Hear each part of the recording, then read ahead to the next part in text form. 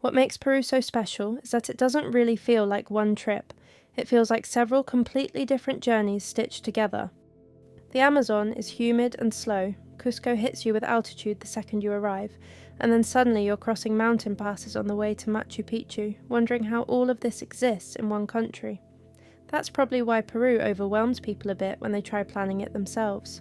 Because the trip is never just about one destination. It's train schedules, permits, internal flights, long drives through the Andes, early mornings, changing climates, and once you start adding all of that together, the logistics become part of the trip whether you want them to or not.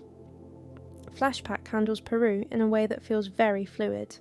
It's built specifically for solo travellers, with separate trips for people aged 30 to 49 and 45 to 59. But more than that, the trip feels socially easy from the beginning.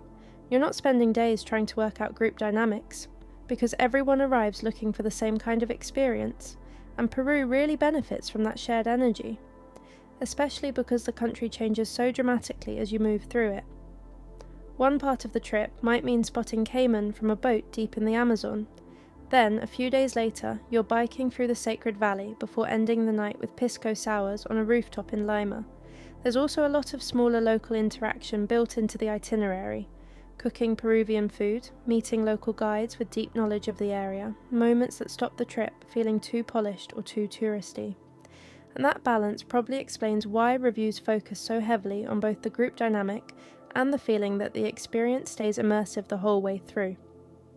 Exodus approaches Peru from a completely different angle. The focus here is the Inca Trail itself, but not in the old school, suffer through it kind of way. This version adds real comfort into the experience, proper beds, chef-prepared meals, even massages along the route. And honestly, that changes the emotional tone of the trek quite a lot. You spend less energy recovering, and more time actually taking in where you are. Journey Latin America takes Peru away from the routes most travellers already know.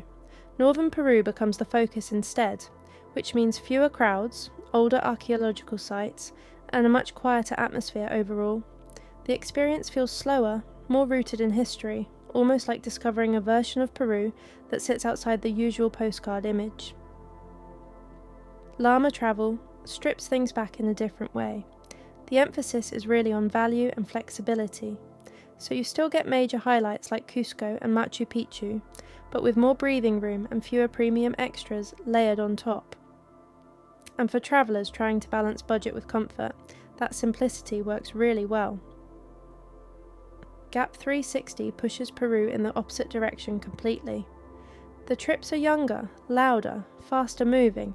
Think community stays, packed itineraries, and groups with a lot of energy from the start. And for travellers in their late teens and 20s, that social momentum is really the whole point. When you step back and look at these trips side by side, the differences are less about where you go, and more about how you experience Peru once you're there. More comfort, more challenge, more cultural depth, more flexibility, or simply more social energy around you while everything unfolds. But if you're travelling solo, and you want Peru to feel immersive without becoming exhausting, social without becoming forced, and adventurous while still staying comfortable, Flashpack stands out very naturally as one of the strongest options overall.